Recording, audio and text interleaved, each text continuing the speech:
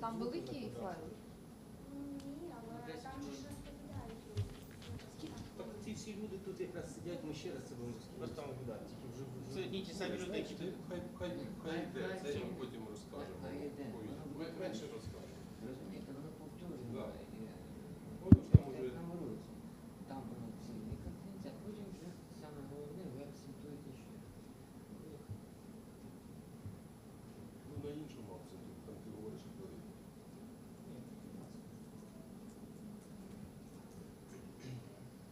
якраз Микола не буде це все розказувати. Про церкву, про костюм. А коли приїжджає консул? Скільки хвилин відео? Відео скільки хвилин? Коли починати буде викликати? Після другого спікера. Після Добрий день, я вітаю. Good afternoon. I want to thank everybody who joins us. My name is Olga Atamanova, and it's my pleasure to see everybody who joins us in Ukraine Media Center Ukraine Forum. It's been 10 years of the war, and today is day 739 of the full-scale invasion of our homeland by Russian aggressor.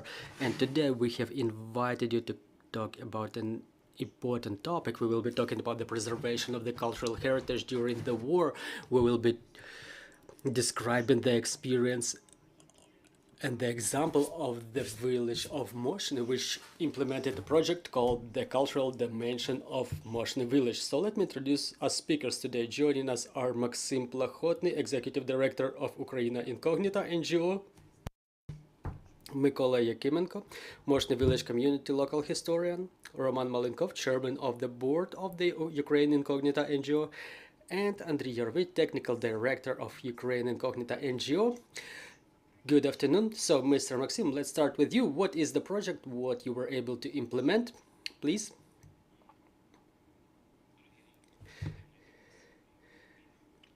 It's the second year of the big war. The second year. Well, it's been more than 10 years. Well, but honestly, it's been 10 years. Well, basically, they continue destroying the cultural heritage all their life, whatever we create.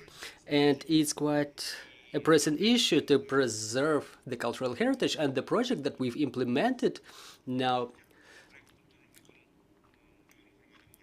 called the Cultural Dimension of the Village of Moshny, it's been implemented by Ukraine Incognita NGO, financed under the program ZMINA Rebuilding with the support of European Union, and there will be a special contest to support the Ukrainian IDPs and Ukrainian cultural sector.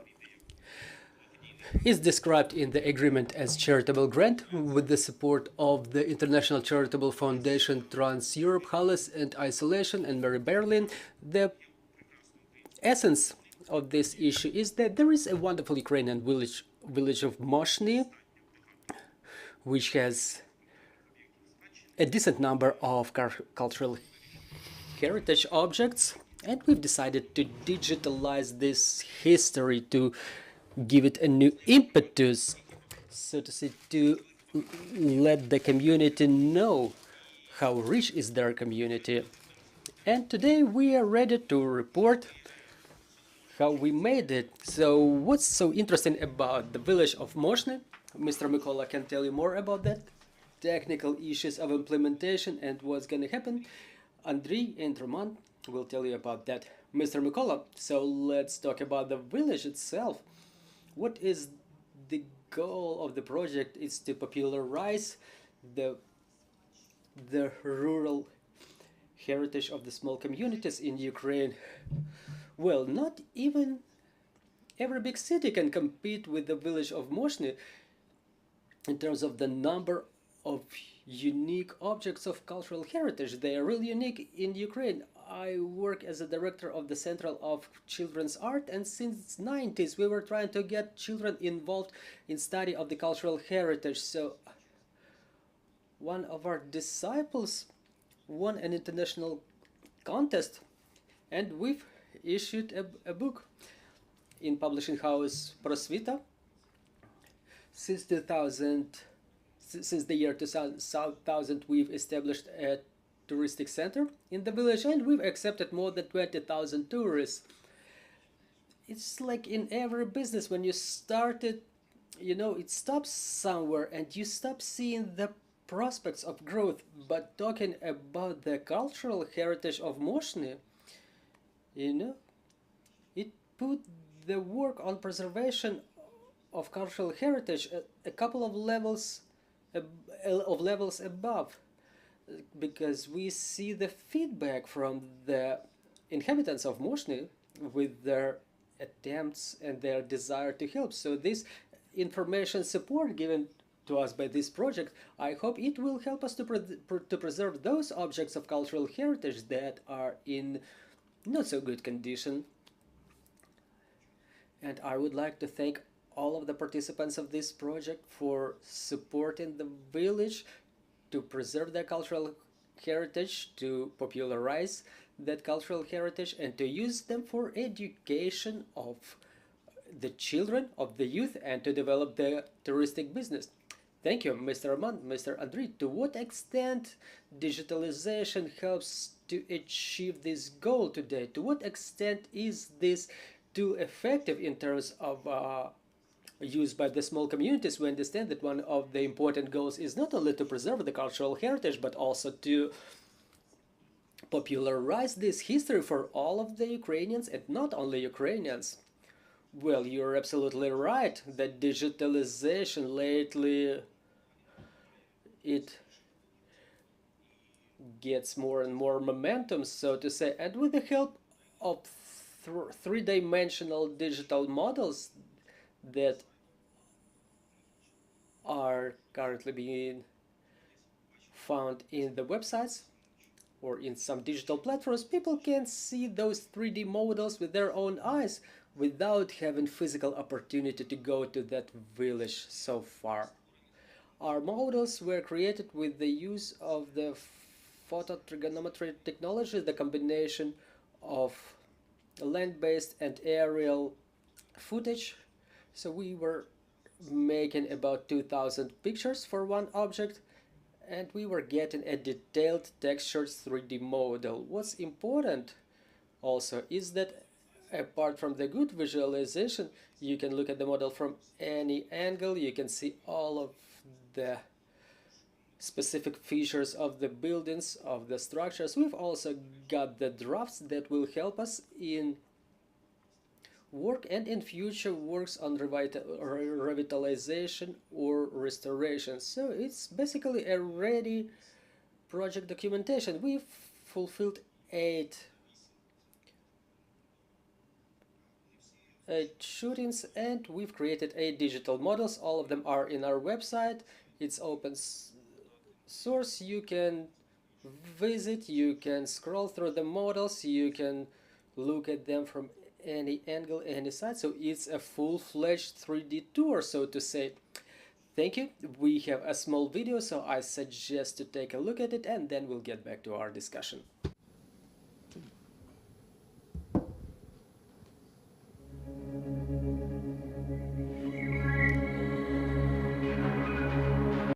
Ukraine Incognita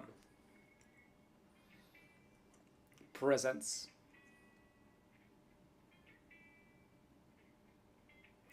cultural dimension of the village of Moshny.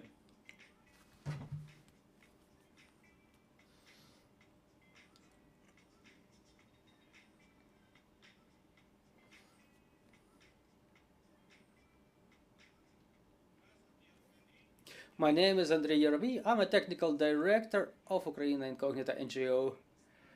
And today we present our project in the village of Moshny in Cherkasy region. Our project is called Cultural Dimension of the Moshny Community. Right behind me is a prominent cultural heritage object, 3D model of which we were making, as well as 8 other objects in motion with the help of photogrammetry technology, using the aerial view shooting. We take all the photographs together and we get the 3D model, which will help in future restorations, creation of virtual tours, and preservation of this cultural heritage. The Charge of Transfiguration.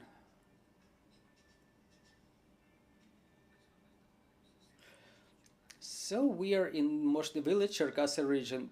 Back in 1918, the help of the local mansion was the Count Mykola Vorontsov. He was the adherent of idea of unity of the religions, and this is why he set a task for George Telechev, local architects from Odessa, to embody in the style the idea of unity of religions of the world.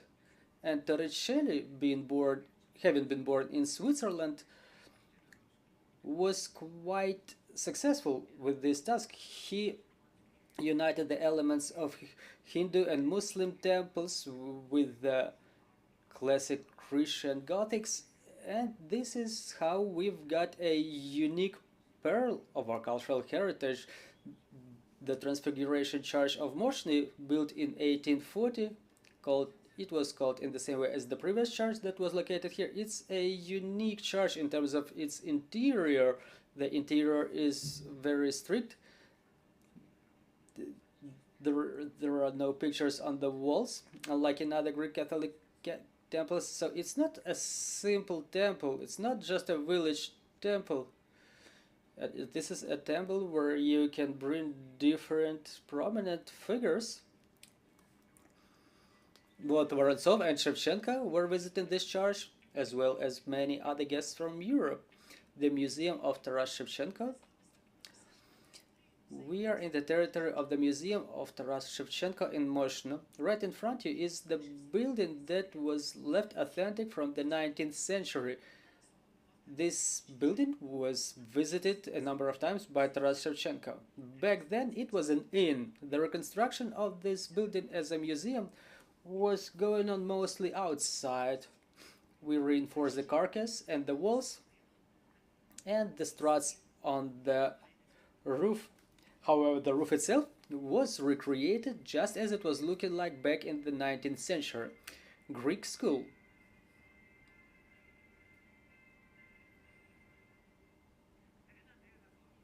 Katerina Balashova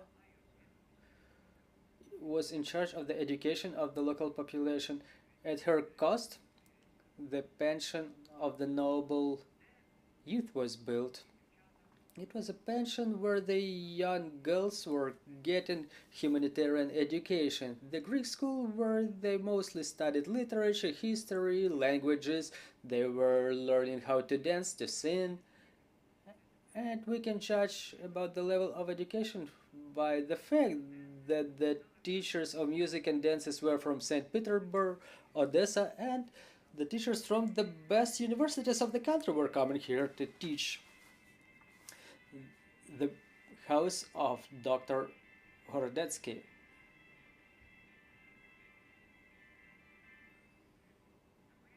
Right behind me is the unique monument of wooden construction, so-called the Doctor's Building, the unique building remaining in Ukraine after the famous architect Vladislav Hordetsky.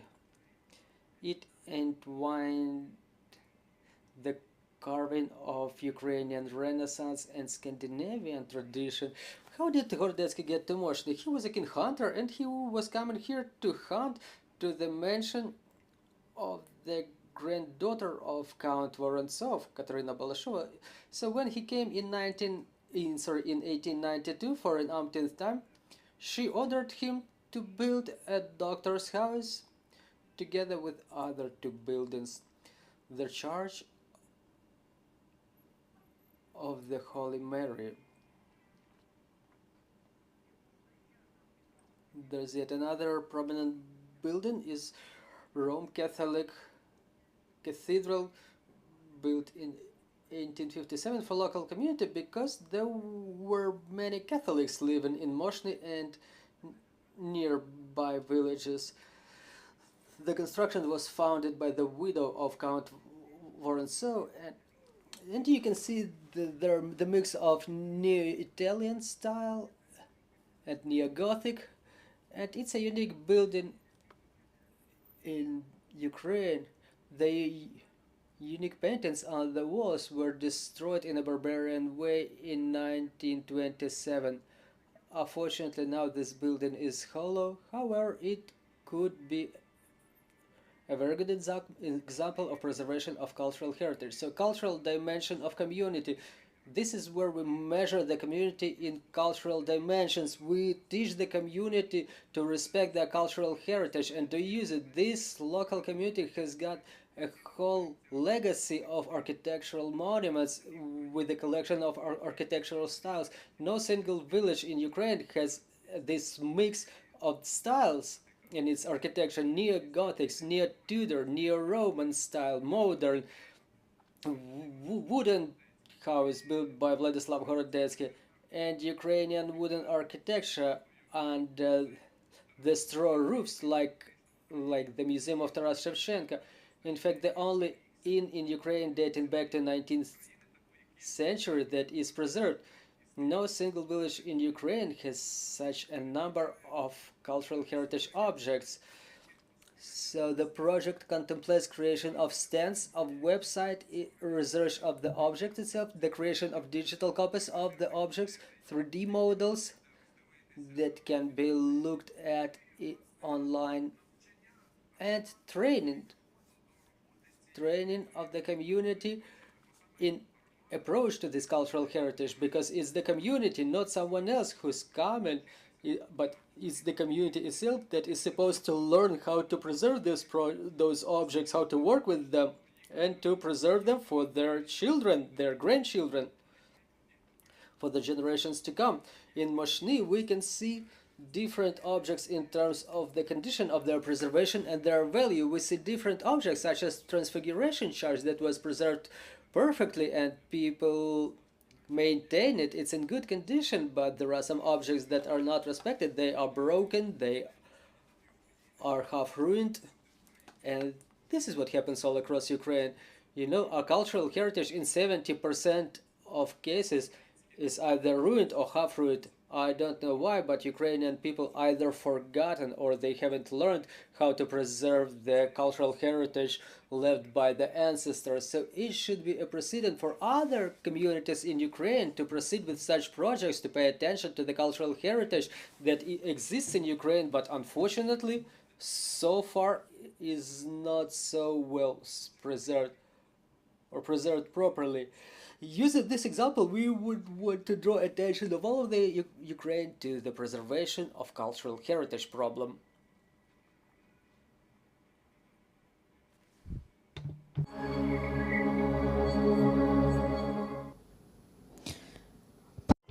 Mr. Roman? Oh, may I add a couple more words? Yeah, in the video, we could see the moment of our shooting, and we were installing 3 first stands, so near every monument, near every building, there will be information stands installed with the blueprint of the building, description, all of the information, QR code to proceed to the website of Moshny. So a person can come up to a building, read that information, and apart from the stands that are installed outside, we've created a number of information banners that will be located in the places of concentration of people, like village council, school, house of culture, museum. We brought one of them to demonstrate to you as an example. So all the information is gathered here and presented in a pretty convenient way. Thank you, Mr. Andriy. Mr. Roman, to what extent such projects help to popularize our cultural heritage? Will it be the project that is ended within one community, or are you planning to scale it up? Well, talking about the help to understanding of one community and the majority of people who work with the cultural heritage and the people who are just curious, who are just interested in preservation of cultural heritage, I think that will be a case created for a village community. Such projects were implemented in big cities, in city communities, but talking about the rural communities, about the provinces, it was made for the first time. The project is supposed to unite all of the aspects of functioning and forecasting of future development of cultural heritage objects. That's the first thing. And secondly, this project demonstrates that the cultural heritage is, first of all, a material cultural heritage, which is a witness and evidence of previous epochs, what was left to us by our ancestors, what we are supposed to preserve. First of all, in Ukraine, we have such a situation, in our opinion, that the majority of the citizens and the society, the majority of the people, they think that cultural heritage is like folk songs, folk fairy tales, folk recipes, vyshivanka, sharavary, and something else. In fact, yes, it is a cultural heritage, a non-material cultural heritage, but in the majority of cases in the world, first of all, the attention is paid to the material cultural heritage, because as soon as it disappears, the identification of ethos disappears as well. In fact, the culture is a specific phenomena that the war is fought for. So if we divide our cultural heritage like 50-50, not like we have all the material cultural heritage, like 80% of it is either ruined or half ruined, and nobody pays attention to it somehow, as if it's normal. Some might say it's a lot of money, but the rest just ignore it. The community is supposed to understand what is the heritage, what is the antiqueness, and what is the useless old things, because it's all mixed up in their heads, like, oh, that's something old, that's gonna fall apart and we build something new. But we're not gonna build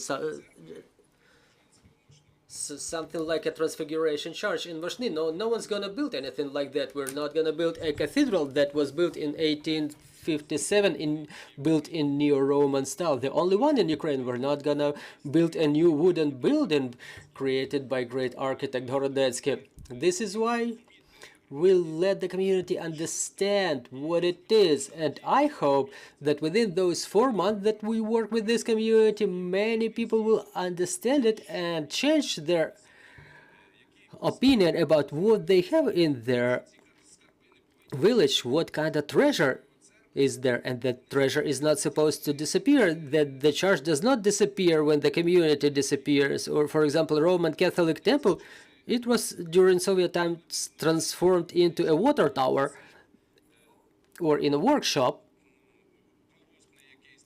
of a kolkhoz, and then as Soviet Union collapsed and the community of Roman Catholics disappeared from that village, the majority of population of Moshny and Ukraine, they said, so the Poles are gone, why do we need it, who's gonna pray there? But such a cultural heritage object can get a new life during its revitalization. We see in Berezhany, in the castle, they've made a revitalization. They've adopted the venue for something else. They've created a huge exhibition of Oleg Shuplyak pictures, and it's famous all around Ukraine now. And the artist himself is famous all around Ukraine. The same thing can be done to the temple in Moshny. It hasn't been serving as a temple for a very long time. It's not operating as a temple for more than a century, but it's a beautiful building, and it's a ready-made cultural space, cultural venue for a village that can become another magnet for tourists. So, if we review this project as a case, other communities probably can do it by themselves. And talking about our future plans, we plan to fulfill similar projects at cost of grants, and now we have potential investors who are ready to provide the territory for implementation of such a project as cultural dimension of the community, but at private cost. Thank you very much. Mr. Mykola, I would like to ask you a question. What are your expectations from this project? What is it supposed to give to the community? Well, I was mentioning it. First of all, it's the education not only of children, but all of the locals. Secondly, we are living in a time when the cultural heritage is supposed to be used for prosperity of the community. We have pretty decent amount of tourists, since the opening of Shevchenko Museum. The flow of tourists intensified like tenfold. But as Mr. Roman mentioned, such a number of tourist magnets does not exist in any single village of Ukraine. This is why I forecast that if we put them in order, so imagine the only museum of the concrete master Horodetsky, the wooden building, the only one remaining in Ukraine. It's unique, and on top of that, we have such a big business. We have a Riverwood recreation park, and hundreds of tourists come there from Kiev, and they need some cultural program as well. Not only like bathing in a swimming pool or sitting in a restaurant. So Moshny prospects in these terms are pretty serious. And the Center of Local History operated in our extracurricular institution. We've accepted thousands of tourists, both school children and people's deputies. So I hope this project really will bring us to another level, will bring to another level the life of those cultural objects of our community. And to finalize it, I would like to say that within 4 months of implementation of the project, we've spent about 20 days making a photographic footage, and people were coming and asking what's going on, what's flying there, what are you shooting. So the community knows that there is an interest to the cultural heritage objects of their communities, so they already changed their opinion. There is a positive attitude by the heads of the community. They see that it can be used in favor of the community, not only for that generation which is currently aged 12 to 18, but for the older generations who understand that don't pull that log or that brick from the object of cultural heritage, because it can be of use to all of the community. And other results of our project are 10 stands, 10 information stands, 8 stands installed near every building, where every tourist who is traveling between Kiev and Cherkasy or Kiev and Kyiv may come and check out the information. They can proceed through the QR code and get all of the information about what's going on there. Also, we leave a website for the community, a website about the cultural heritage that they can populate, expand, and that's a bright example of a project when within a short period of time you can do some very specific work to make sure that the local cultural heritage objects start working for the community and in the community. Thank you very much. I hope your experience is going to inspire more communities all around Ukraine, and they will use the opportunities of their communities, and it will be of benefit to all of us as a nation, as Ukrainians. Thank you very much. I would like to thank our security and defense forces for this opportunity to have events like this. We continue working together for our victory. Glory to Ukraine. Glory to the heroes.